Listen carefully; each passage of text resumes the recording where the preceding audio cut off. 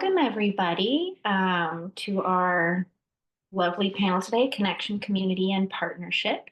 It's nice to meet all you. I am Sarah. I'll be your moderator for this session, and we have our lovely panelists here pinned at the top, and they are going to be introducing themselves and talking about themselves, which we all know we love to do.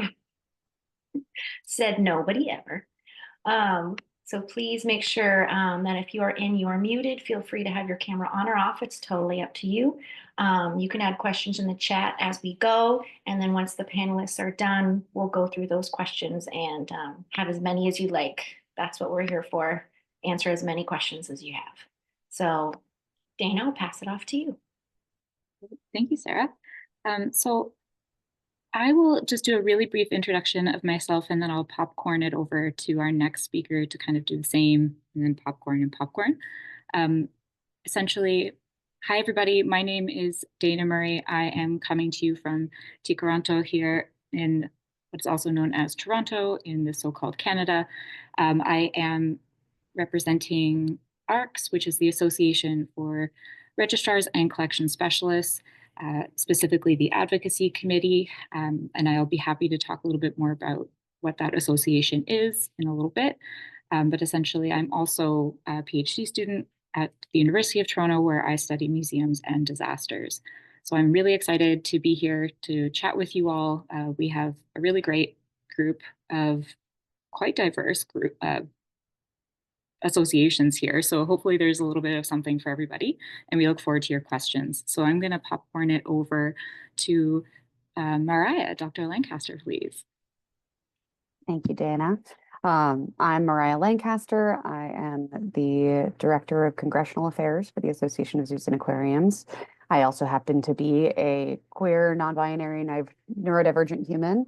We'll chat about all those things, but I'm definitely excited to be part of the conversation today, just to dig in more deeply on the role that diversity and creation of community around kind of diverse perspectives plays in the museum space.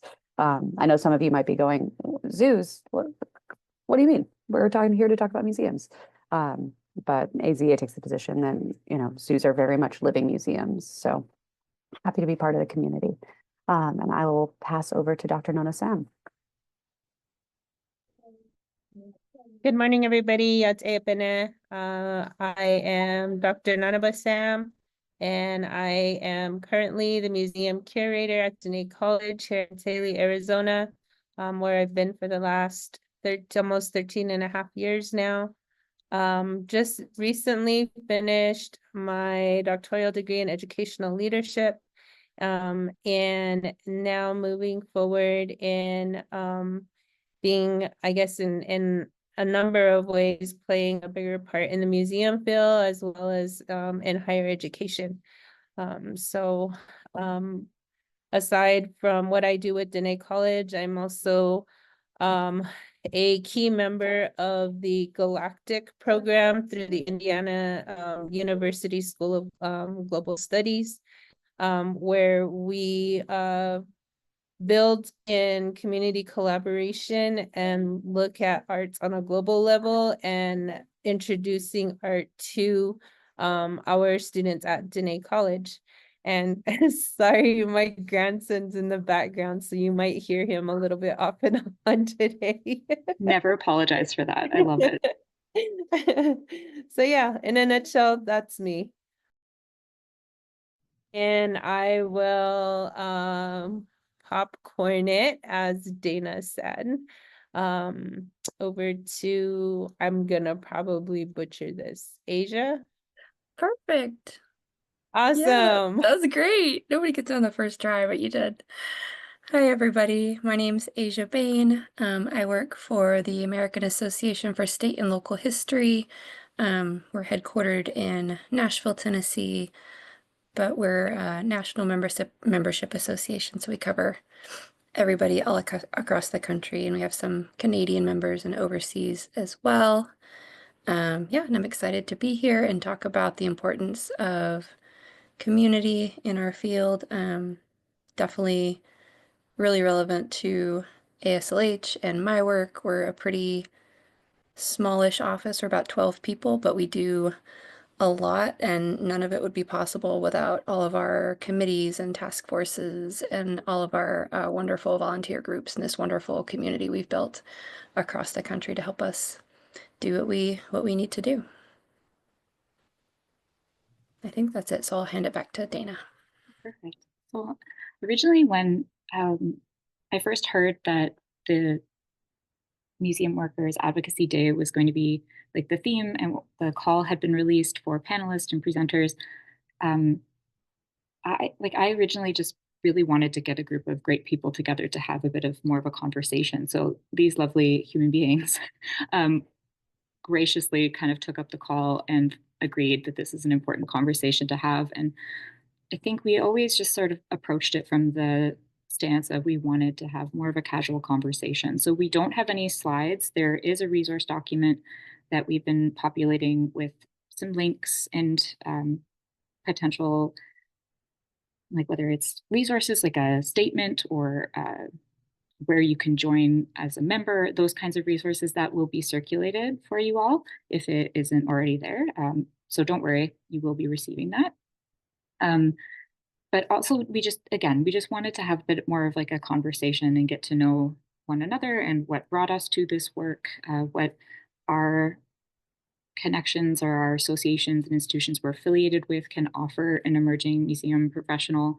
And again, I'm just going to echo, I love, Mara, that you mentioned zoos and aquariums. Yes, absolutely is involved in, like, I consider you 100% a museum. I think one of the best collections that could possibly exist would be a room full of golden retrievers. And I would love to be the registrar of that group. I volunteer. But we also are going to open the floor and welcome questions from the attendees as well, because I know I for sure would love to hear directly from emerging professionals of how we can be better serving and representing you. So if you have any thoughts or feelings or questions, again, put them in the chat. But just to kind of, I have just a few prompts to kind of get us going. And I open it to any member of the panel that wants to answer, but how would anyone like to share how you found your way to your association or your institution, or how you found your way to your role, your work there? It's kind of a big question, but yeah, go ahead. I guess I can get started. For me, it actually began really early on. I was actually a junior in high school, and I found myself working in with a summer program here on Navajo Nation. We have a really dynamic program through, at the time it was Office of Youth and Development. And what it does was it would give us like a 2-week or 4-week job in the summertime, just to kind of help our parents offset the cost of like buying, school clothes and school supplies and stuff. And so there was a gentleman who had come to our high school earlier in the spring, and was talking about NAGPRA. And at that time, this was like probably, I want to say like 1995-ish. And so NAGPRA was, fairly new, and it was, being talked about, and it was a conversation that I guess in a lot of ways wasn't being had among a lot of young people. And so he gave a presentation on NAGPRA, and I thought, wow, that'd be kind of cool to just, see what it's about, what our tribe's actually doing in terms of NAGPRA, and and how are we as Navajo Nation affected by that. And so I found myself working in our tribal museum at the time, and one afternoon I was going through their painting collection, and I thought, wow, this is really neat to be able to look at art and and just be among it all the time is kind of what I thought about. And then at the same time, coming from an artist family, I thought, there's really no better place to be than to just kind of be you know, in a place that you're surrounded by so much beauty and so much inspiration and everything that art, you know, has altogether. And so, my senior year, I decided to go and I decided to work for historic preservation that following summer. And so looking at ARC maps and thinking about some of the different places and again, some of the different issues that we're faced with in terms of NAGPRA and archaeology really led me to wanting to stay within the field. So I always tell everybody, I have pretty much been doing this job my whole life. When you really think about it, I did take some time away from the field to be a community organizer while working with my home community here in Coyote Canyon, and working in local governance and learning a lot about tribal politics and even how that plays into the role of museums as well. And so that's really kind of just in a nutshell how I found myself becoming a bigger part of the museum field. When I finally had the opportunity to move home in 2008, that's when I started doing more work with my local community. And then at the beginning of 2012 was when I was hired. I was hired at the end of 2011, kind of really quick, funny story. So I resigned from my job, put in my 2 weeks notice, graduated with my master's degree, moved to Saley and started work all within a matter of like, I want to say 4 weeks. So it was pretty crazy how that all transpired. But have loved being at Diné College ever since, and have really kind of found my, you know, not just my niche in the field, but also really finding myself, also falling in love with higher education and also teach with the School of Arts and Humanities and teach the museum internship for our Bachelor of Fine Arts students now. So it's kind of nice to be in a place where I can explore both sides of my degrees in education as well as in the museum field. So it's a good way to blend two really unique degrees together. So yeah. That was really great. Thank you. I absolutely love. I'm going to have questions for you at some point, whether it's today or I just like email you in the middle of the night. You don't need to reply in the middle of the night, but my brain is just on 100% PhD time and it doesn't make sense anymore. I know how that goes. Yeah. I'm gonna just hop in and go ahead and do mine since I'm already off the mic. So I mentioned that I am doing my PhD, but I actually I came to ARCS through a little bit of a different path. I originally learned about the association as a student when it was still a pretty new association. So when I was interning in about 2017, my supervisor mentioned it to me. So I joined as a student member. And then in 2020, I became a volunteer. And a lot of that came out of, I had a growing vested interest in emergency preparedness and planning. So I ended up joining the emergency committee. I'd also completed some recent training and a colleague of mine had recommended the committee to me. Also 2020, a lot of us were online looking for something else to do. Unfortunately, my workplace was quite supportive. So although I am currently doing my PhD, I am an experienced registrar and collection steward working across Canada at various institutions. But it's actually through my committee work that led me back to academia to do my PhD. So while I was a volunteer, I started off as a member, became deputy chair, and later on chair for the emergency subcommittee. And it was during that time that speaking to members and attendees of events and conferences and workshops, there was always a lack and individuals looking for how can I better support my staff, my colleagues, my friends working in this field following a disaster or an emergency. And this slowly kind of took a hold of my brain, and that is essentially why I decided to come back to academia. And so far, I have not once regretted it. I'm going into my qualifying exams. We'll see how I feel in a couple of months, but it's been really great. And I, at that point, did end up taking a year off of volunteering. So just remember, rest. It's good to take breaks when you need it and adjust to lifestyle.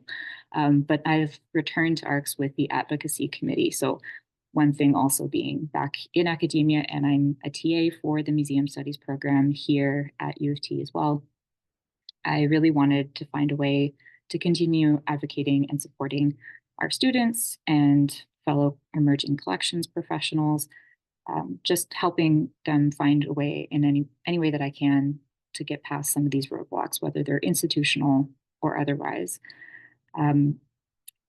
So that's kind of what brought me here. And I just also wanted to say some of the connections I have made through the association have been incredibly meaningful and have led to other opportunities, whether that's like scholarship or conference presentations or whatever it might be. And if anyone in this like chat is interested in the collections registration world, I'm here to answer any questions you might have. If you have an interest in disasters and emergencies, I'm also here for that. Both in the chat here, but also offline. I'm happy to share my contact information. And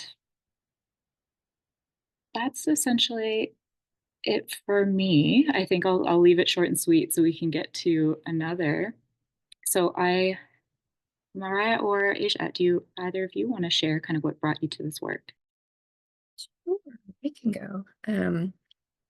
So I started working at ASLH over 10 years ago, and I started as an intern. It was just a summer internship while I finished up my master's. I really wanted to go into collections work. I was just really interested in material culture, and I didn't think I was much of a people person, so I thought I'm going to work with the stuff of history. That's my role, behind the scenes, carefully like dusting stuff with a paintbrush and writing little accession numbers on it. That's what I should be doing. So I started as an intern at AASLH and really just learned to appreciate how being part of a membership association, we don't have collections, we don't have visitors, we don't have all the stuff that I thought I learned that I loved about going into the public history field. And for a long time, that was kind of a struggle. I felt like, am I even in the field? Am I doing what I want to be doing? Am I doing what I'm supposed to be doing? But then over time, as my role kind of changed and developed, and I got to know the wonderful community of members and committee folks and everybody that makes ASLH's work possible, I really found that, as much as I thought I loved collections work, I also really loved being part of an organization that supported other people and other institutions. And I was able to find the joy and value of serving the people who serve the people is kind of how I think about our role here. So yeah, it's been more than 10 years. No longer an intern. Now I do our professional development and publications, and it's just wonderful and rewarding to be able to offer education and resources and guidance and help and community to all those folks out there who are sort of more on the front lines of this work than perhaps we are in our office with no collections and no visitors. But that's kind of how I got involved. And so yeah, community is the reason why I stayed, and community is the reason why I do what I do today and enjoy it so much.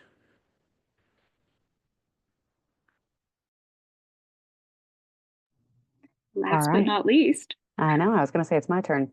So I have a little bit of a answer to this that I typed up, but I'll kind of jump back a little bit as well. So for me, I don't think I ever expected to be in the kind of role that I'm in now. I was born in San Diego, California, grew up going to the San Diego Zoo. There's tons of pictures of me as a tiny little kid there. But we moved to Boston actually pretty quickly when I was young, and grew up going to the New England Aquarium and, all those classic field trips. But really thought I'm going to be a veterinarian. I'm going to practice clinically. That's going to be my path. So skipping some of the detours that I took, I did do so. I graduated from college and went to vet school, and came out of vet school, really went in and came out of with the intention of working in policy. But I always thought it would be through the lens of I'm a scientist first, I'm a policy nerd second. But I started vet school in 2013, graduated in 2017. The political landscape, the policy landscape was changing. And so I went in thinking I'll be a zoo vet, I'll become, a species specialist, I'll be on scientific advisory committees, I'll do all these different things. And then by the time I was graduating vet school, I was looking around at the world going, oh no, what is the world that we're living in, and who are we leaving it to, right? And so I came out of that period of time really thinking, if we as scientists sit in the corner and advise and comment, but don't get involved, are we really making the world a better place? And who are we leaving the decision making to? So from there, that being a number of years ago now, I really started trying to both plant my feet clinically and to pivot fully into more government service. So all of this came from the perspective of how do I maybe run for office someday or decide that that's what I want to do? I don't know. But within all of that, what I ended up doing was working clinically for a few years, specialty training in wildlife medicine and conservation medicine, and then pivoting into federal service through these fellowship programs for that are postdoctoral fellowships. So they're through the American Association for the Advancement of Science, or AAAS, which allows folks with doctoral degrees and a couple of specific categories of master's degrees to essentially apply and interview and get selected for these federal fellowships. And so I spent 2 years working at the Department of State doing counter wildlife trafficking and other nature crimes. So timber trafficking, illegal mining all over the world. And it can sound kind of sexy. Oh yeah, you were working at State Department and doing all this international travel, but at the same time, it was mostly reading 80-page reports of how federal dollars were getting spent, and a lot of bureaucracy, but a lot of good bureaucracy. And then from there, what I was really angling towards was getting involved with Congress, because you wouldn't know it right now, but they control the purse strings. They dictate where federal monies go, and really being able to see what that world looks like and get a sense of how conservation decisions are getting made, who decides how much money is going into wildlife conservation or counter wildlife trafficking or CITES permitting or any of these things. And so that is how I ended up applying and getting the congressional fellowship. I spent 1.5 years working in Congress, and then kind of got snapped up by the Association of Zoos and Aquariums. So within all of that, I am now serving essentially as a liaison to Congress on behalf of the Association of Zoos and Aquariums, which includes our more curation and facility-based side. I think that's the vast majority of what we do. But also includes our wildlife trafficking network or our wildlife trafficking alliance and our wildlife confiscations network, and all of the work that we're doing domestically and internationally in terms of species conservation. And so I really view my role as being a voice for the industry.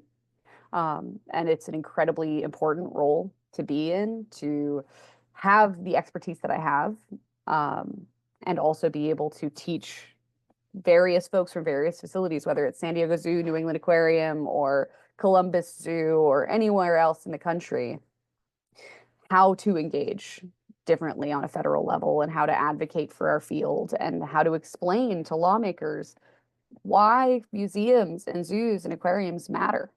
And I just started that job in late January, so I'm relatively new to AZA. But within all of that, I've already been on the AAM Advocacy Day. We've hosted our own Advocacy Day and had a bunch of lawmakers come to our reception and their staff, and really building relationships is what all of that is about. And to some degree, just giving a little bit of a flashback with that too, from the perspective of community building and diversity. So obviously, like I said in my intro, I identify as non-binary. I use they, them pronouns. I'm neurodivergent. I'm chronically ill in a couple of different ways.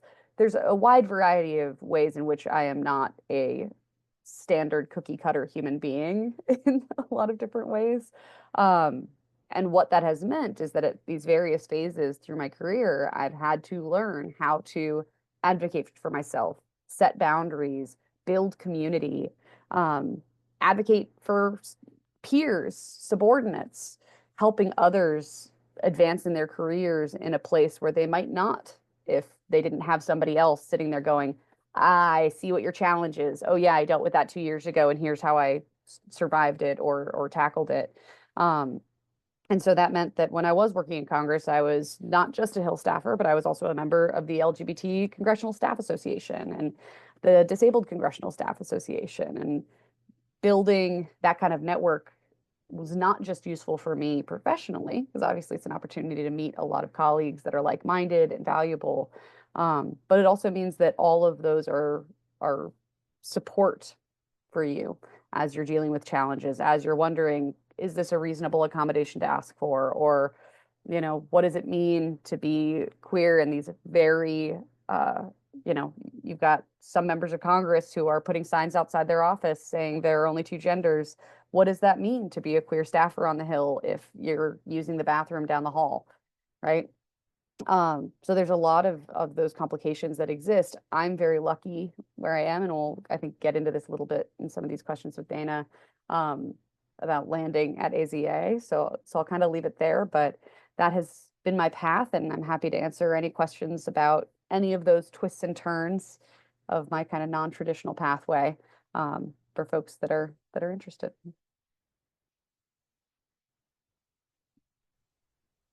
Amazing. Thank you so much. I am going to just sort of, in a general, I want to put a question to the attendees as well, just to percolate and think on while we continue our kind of conversation. And that question would be is how can we, those here in this panel, how can we better serve and support you? So where do you see that institutions such as us or our colleagues and fellows, how can we better support you? Where can we do better? So I will also put that in the chat in just a second, but keep that in the back of your mind, because I know we genuinely came here today wanting to find out more from EMPs. Like I hear from my students, but it's a different country than most members, I think, that are here today.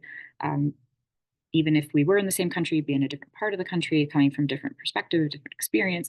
And so I'm always looking to hear what I can bring back to ARCS, but also my own students, and how can we better support them to do better as they enter the field. So please kind of percolate on that. Just drop any thoughts you have into the chat as we go along. But for the rest of the panel, that was really interesting. And I love how we all have very different ways in so many ways. And then there's also a few commonalities with the connection to community, but also that desire to also support one another and to support, help others. And that really does touch my heart, even though I know I'm sending the funny little heart emojis and things, but just know that I appreciate the work that each of you is doing. And I wanted to ask, I have a few little questions, and please, if any of you come up with a question along the way, just spew it out. And I said the same to Sarah as she's moderating, if you have a question too. But I'm wondering, from your perspective, in what ways could an emerging museum professional participate with your organization, your association, your program, your university, whatever it might be, any of your connections? In your experience, are there any resources that they should be aware of, whether that's in yours or elsewhere, something that you think is a really great way to get started? So you're leaving your programs, your trainings, you're starting out in the field, maybe you've been out for a year or so, and you're really kind of wondering what's next, where do you think you would point them in terms of a resource maybe to look out for?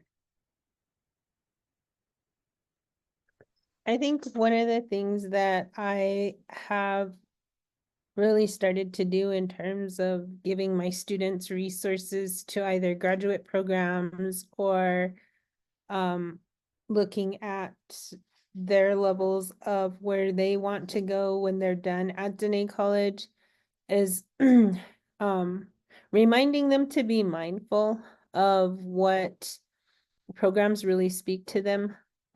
For example, and I use myself as an example a lot of the time because when I was trying to decide on whether it was a PhD program I wanted to go into, or if what kind of doctoral program I wanted to go into, it was really finding what best fit my needs as an Indigenous woman, and really making sure that I was comfortable with that. And so in the end, I narrowed it down to like three places.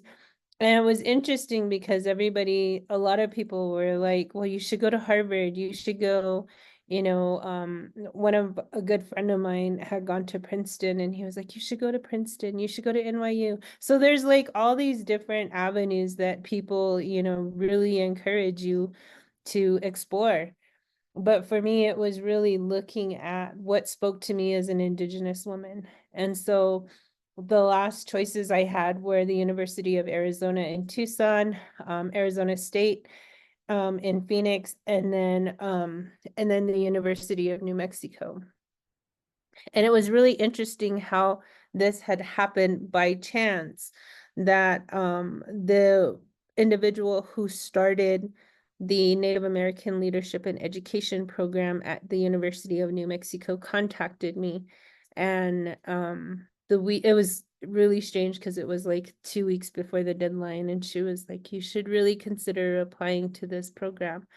And I asked her, can you tell me about it a little bit more? And of course, she was more than willing to share. And that was when I made the decision that, okay, this is a program that I feel like really fits, my background, as well as something that I could benefit from.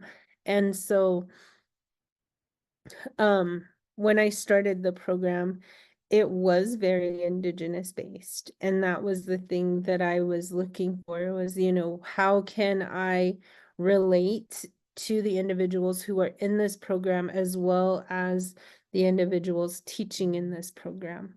And so for me, it was a huge plus to be able to be in a program that allowed me to be who I was. And for me, it was a big deal because our institution and our museum at Dene College is really built on the foundation of Navajo principles. And so having that be a huge part of my identity, it was easier for me to combine my research as well as, be more comfortable working within the community, the higher education community there at Dene College, to conduct my research, and not really having to go outside and make it and come from a much broader perspective.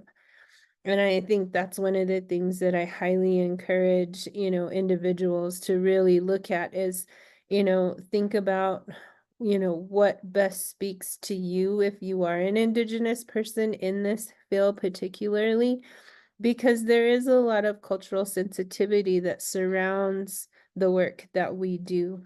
And it's not just from, it's not so much based on a archaeological and anthropological narrative like it has been in the past. And that's one of the interesting insights over the years, is I've really seen this shift in terms of the narrative coming back to really being able, as tribal people, really being able to come from our own perspectives to tell our stories, not just as artists, but also as professionals in the field.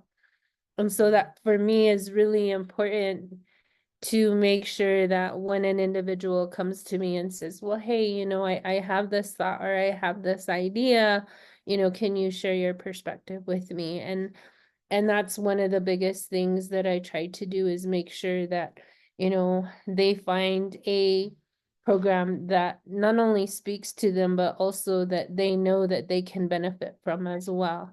So it really comes down to really researching, what it is that you're looking at in terms of where do you want to be? Is it in conservation? Is it in preservation? Is it, working more in collections? Is it working more in archives? So and because we know that the museum field has such a broad perspective, knowing and understanding where you want to go, especially as an Indigenous woman or an Indigenous male, really understanding, how you intend to use your degree or where you intend to use your degree. And I think Mariah brought up some really great points in her introduction, because there are a lot of things that have shifted over, the last few years, in terms of being able to tell our stories from our perspectives. And I think that that's one of the most important things, especially when we look at tribal museums and tribal history. We're able to really, not really in a sense forecast what the future of tribal museums is looking like, but also really looking back at the history of how museums have and how that narrative has shifted in such a big way. So I think in a lot of ways, it's really coming back down to, what you want as an individual and growing from there and moving forward and whatever you feel like you fit most comfortably into. I don't know if Asia wants to add to that.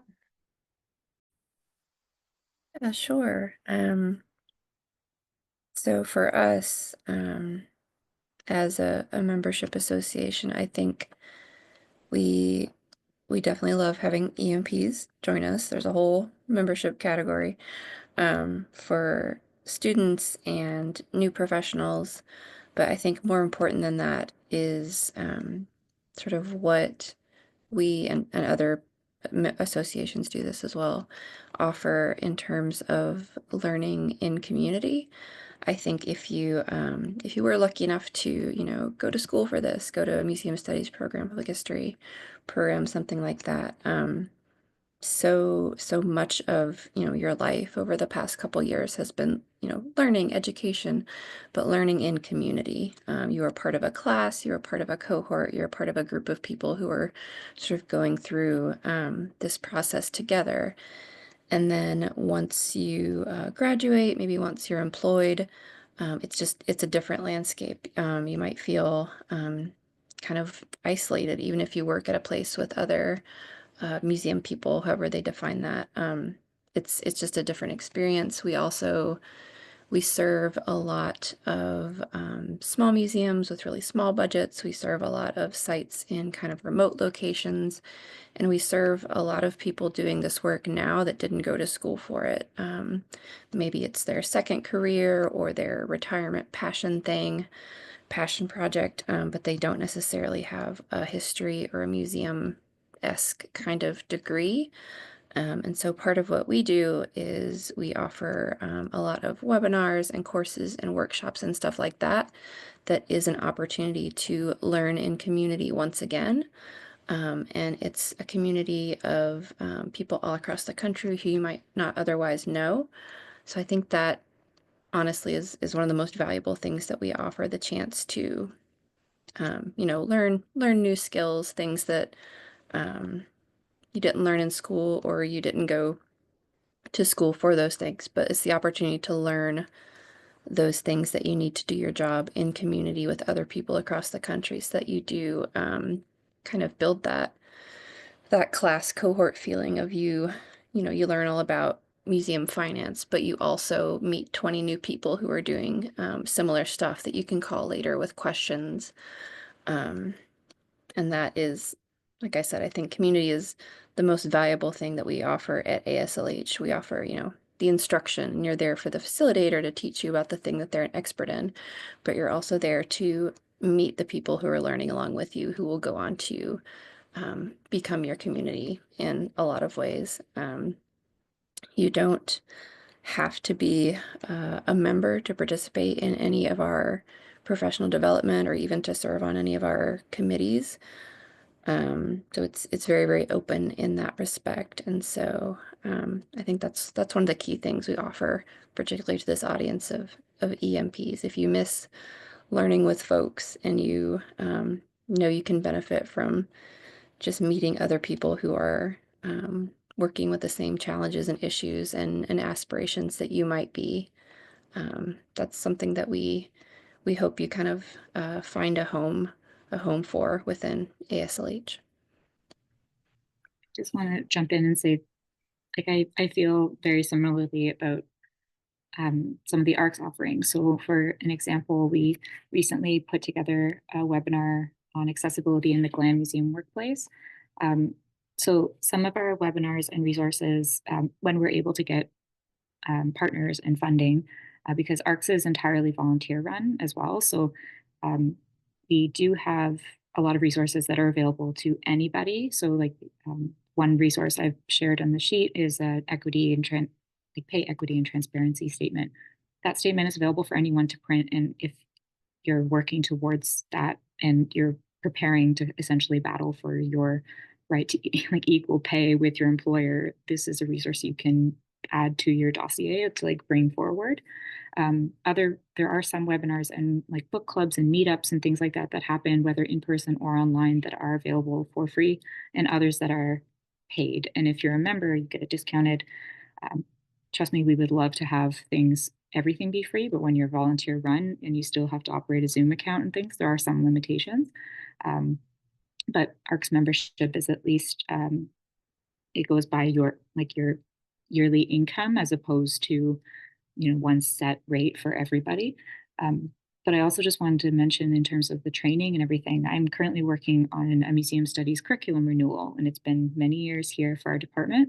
And so I've been looking through a lot of the programs across the US, in Canada, and some in the UK and abroad. And change takes so long. So whenever it comes to finding a gap in a curriculum for like a museum studies program or a related degree, it can take a really long time to change what those required courses are, change the kind of the core readings to be colonial and more inclusive. And that's where I find institutions such as Asia's and ARCS and like the Zooms and aquariums, like all of these groups, like we can pivot a bit faster in terms of putting together a resource for you, or putting together a webinar, or even just a virtual drop-in, bring your questions and things. We can move generally faster than a university can. We still have our own bureaucracy and things, but we are member run and we are here for members, right? We're not necessarily here to make all the money. So you don't need to like go and join every single institution and become a member to be a part of that conversation, right? And I just want to make that clear to everybody that we're here. Like, if you want a webinar on something, if you need a resource on something, reach out to literally any of us and explain, hey, we really need this to happen.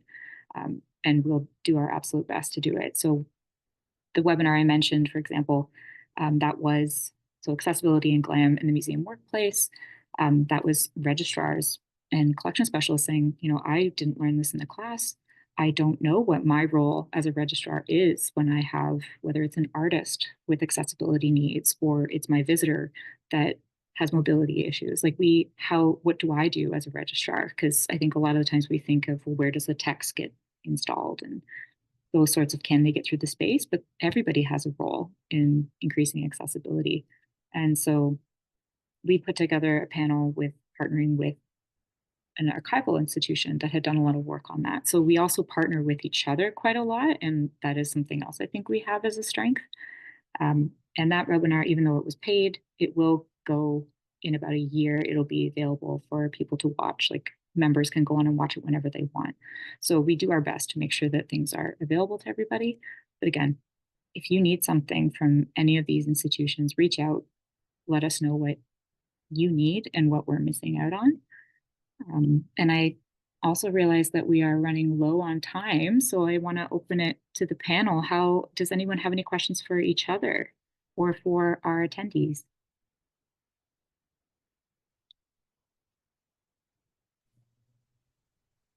I think, one, feel free to turn your cameras on if you're so inclined, because we're kind of talking to a room full of names. But the other piece is, if you feel like sharing, we'd love to know a little bit about you and where you're seeing there be challenges or what you're looking to do with your careers.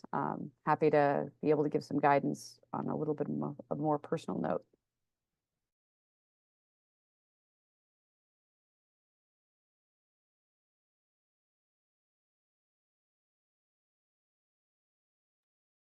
I have a question for the panel in this couple of minutes left.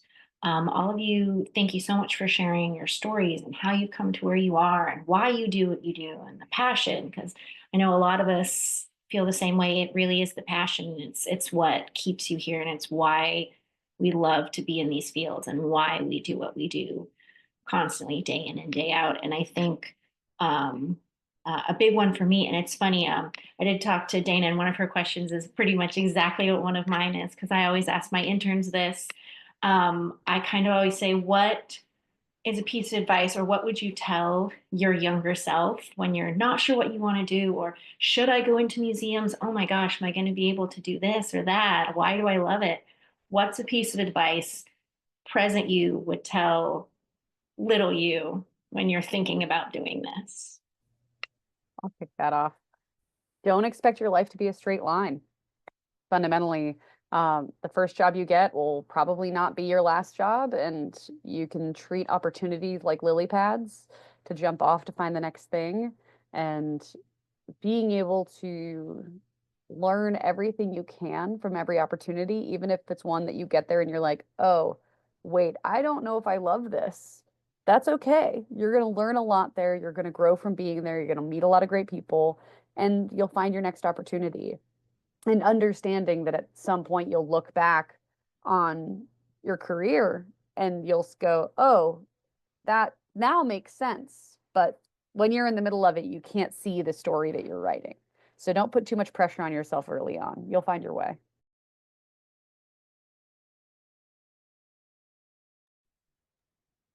I think I would say there is no limits. There are no limits to what you can learn and to what you can teach when it comes to being in this field. I think there's a wide array of different avenues that you can take. So depending on depending on which avenue or street you decide to go down, expect bumps, and unfortunately, just like life, there are a lot of dead ends sometimes, but you find your way around it. And I think that's one of the things that I've learned, especially over the years and working for a tribal higher education institution, is that no matter the difficulty and no matter the adversities that you face in your field, especially in the museum field, that you learn to maneuver yourself in ways that help you continue to build what it is that you're doing. It doesn't matter if it's an exhibit or if it's a wall with no lighting that you need to figure out. You find ways to do it, and I think that's one of the things that I thoroughly enjoy about this field, is that, there are no limits. And I think for us as Indigenous people, we've learned to adapt to, an ever-changing society. It's something that I do talk about in my dissertation in terms of reculturalization and how we have adapted from one generation to the next in terms of telling our stories and being and that continuity of having those stories move from, through the next generations that follow behind us. So I think that's one of the things that I would, I would highly encourage is, always know that there are no limits. There are no limits, I think in a lot of ways we are our greatest enemies when it comes down to it. But we also learn to just go with the flow. And this field has taught me a lot about a lot of different things in it. And like I said before, it's something that I thoroughly enjoy about being in the field.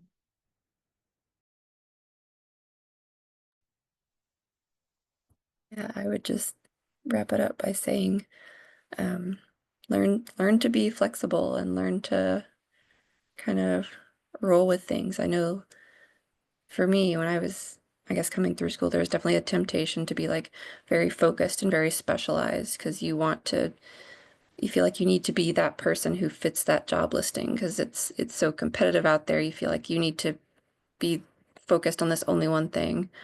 But in the end, if that only one thing that's hiring hires somebody else, or the landscape changes, or things, you just find yourself in a different season of life, just being open to finding fulfillment in other ways that your path, like Mariah said, might not look like you thought it would, and that's okay. Just yeah, being open to the possibility that what you love and find fulfilling about this field can be much, much broader than maybe what you initially thought. I also just want to pop in briefly. I know that, a lot of this conversation is also meant to highlight claiming space and what that means for folks, especially in kind of through this diversity lens. Applying not not no way to race, but I think race plays in a little bit differently because it's something that's often very visible to people. But in terms of the also what it means to be out, whether that's through your gender or sexual identity, or whether that's through disability status, being able to find workplaces and schools and environments and communities in which you feel comfortable, safe, seen, appreciated, or, on the inverse, not pressured to share more than you're comfortable with. All of those things I think are really important for building your career and finding your way.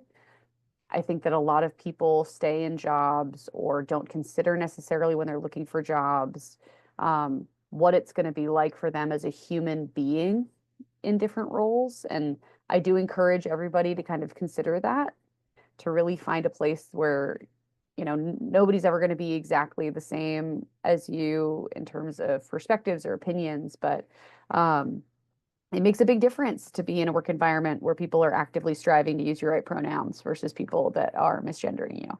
And so being able to claim the space there a little bit and be comfortable sharing with folks as you need to, hey, I need to use sick time in this way, or, this is who I am,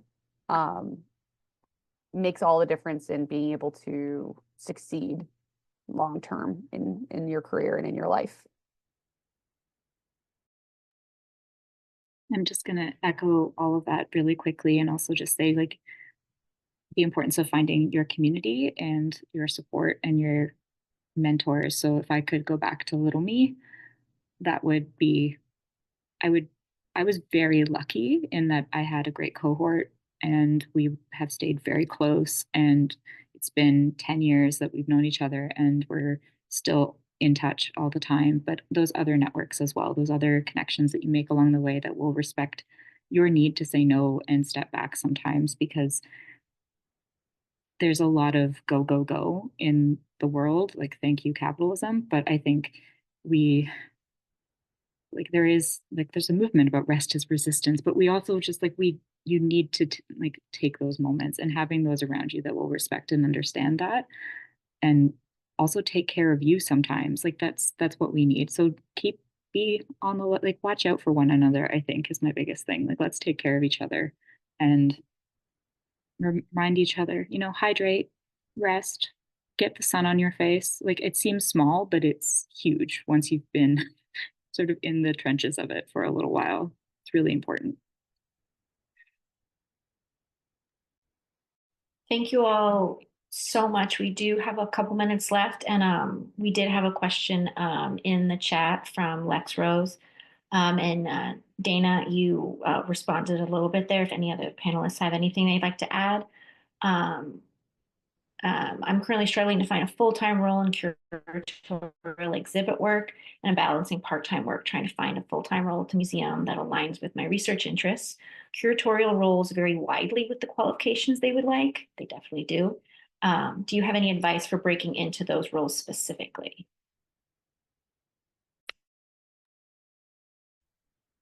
It's a really interesting one. As you point out, the job title curator, qualifications can be really different, but also what that job is can be really, really different. The curator at, one spot in one town at one size of organization, maybe is really focused on research and they only have like one collection that they look at and do things on. And the curator in a different town, a different kind of museum, is also like leading tours and mowing the lawn and doing like public programs. So I think, like what I said, really kind of look within and interrogate yourself. What do I want to be? A curator? Do I want to have a business card that says curator? Or am I able to be more open? What do I actually love about this role? And then maybe being open to finding the thing that you love about it, being able to do that in a different way, or being open to that you might be able to do the part of it that you love most, but your job title may not be curator.